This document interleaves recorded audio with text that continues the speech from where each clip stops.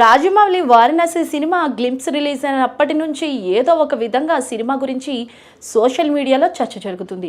కొందరు సినిమాపై పాజిటివ్గా రెస్పాండ్ అవుతుంటే మరికొందరు రాజమౌళి స్పీచ్పై నెగిటివ్గా స్పందిస్తున్నారు. ఈ టైంలోనే వారణాసి టైటిల్పై కూడా వివాదం మొదలైంది. ఆ టైటిల్ని ఆల్రెడీ 2 ఏళ్ల క్రితమే సుబ్బారెడ్డి అనే డైరెక్టర్ రిజిస్టర్ చేయించాడు. రాజమౌళి వారణాసి గ్లింప్స్ రిలీజ్కు 2 రోజుల ముందే ఒక పోస్టర్ కూడా వదిలారు.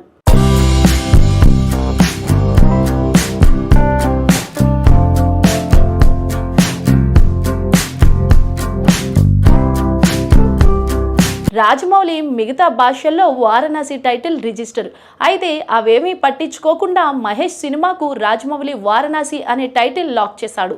అయితే సుబ్బారెడ్డి తను రిజిస్టర్ చేయించుకున్న టైటిల్ ఎలా వాడతారంటూ ఫిలిం ఛాంబర్లో కంప్లైంట్ రేజ్ చేశాడట. అయితే ఒక్క తెలుగులో తప్ప రాజమౌళి మిగతా భాషల్లో వారణాసి టైటిల్ రిజిస్టర్ చేయించారని తెలుస్తుంది.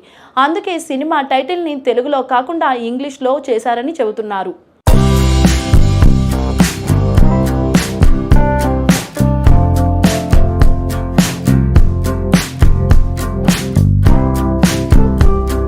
సో వారణాసి ఇంగ్లీష్ టైటిల్ వేయటానికి రీజన్ తెలుగులో ఆల్రెడీ టైటిల్ రిజిస్టర్ అయిందన్న కారణం అన్నమాట.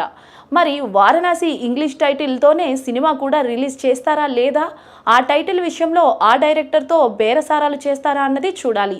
ఏది ఏమైనా వారణాసి గ్లింప్స్ నుంచి సినిమా గురించి పాజిటివిటీ కన్నా ఎక్కువ నెగిటివిటీ రన్ అవుతుంది. దీని వెనుక రీజన్స్ ఏమైనా సరే తెలుగు సినిమాను హాలీవుడ్ రేంజ్కి తీసుకెళ్లే ప్రయత్నం చేస్తున్న రాజమౌళి మీద ఇలాంటి నెగిటివిటీ ఏమాత్రం కరెక్ట్ కాదని చెప్పవచ్చు.